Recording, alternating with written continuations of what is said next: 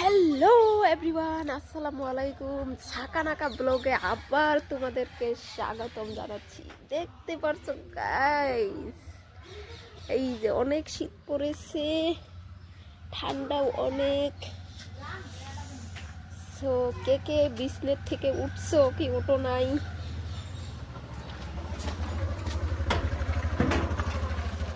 আমার তো মনে হচ্ছে যে কেউ বিছনের থেকে এখনো ওঠেই নাই, আর আমি স্টার্ট করছি ব্লগ।